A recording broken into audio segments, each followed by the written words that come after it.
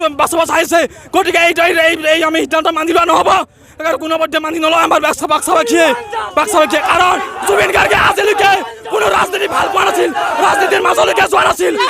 আজি এই হেমন্ত বিশ্ব শৰ্মাই এই ৰাজনীতিৰ মাজলৈ এই জুবিন গাৰ্গ কিয় টানি আছে বাৰে বাৰে এই আমাক প্ৰত্যুত্তৰ দিব লাগিব নহ'লে আগন্তুক ইলেকশ্যনত সেই প্ৰত্যুত্তৰ অসমবাসীয়ে হেমন্ত বিশ্ব শৰ্মাক প্ৰদান কৰিব এনেকুৱা ৰাজনীতি কৰা আমাক মুখ্যমন্ত্ৰীৰ প্ৰয়োজন নাই য'ত নেকি হেমন্ত বিশ্ব শৰ্মাই ৰিণিকে ভূঞাক বাছৰ স্বাৰ্থত এনেকুৱা ৰাজনীতি কৰি আছে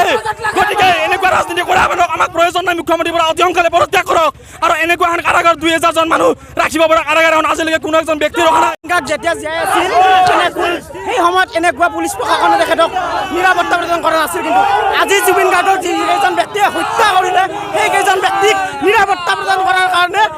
পুলিচ প্ৰশাসনে উঠি পৰি লাগিছে কিহৰ কাৰণে পুলিচ প্ৰশাসনে উঠি পৰি লাগিছে জুবিন গাৰ্গৰ হত্যাকাৰীক চৰকাৰ প্ৰশাসনে ৰক্ষণাবেক্ষণ দিছে তাৰ কাৰণে কোনো এজন কয়দিন থকা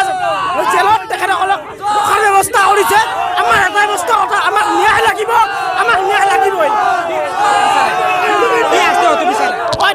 তেখেতসকলক ফাঁচি দিয়ক নহ'লে ৰাইজৰ আগত এৰি দিয়ক এটাই কথা হয় ফাঁচি দিয়ক নহ'লে আমাক দিয়ক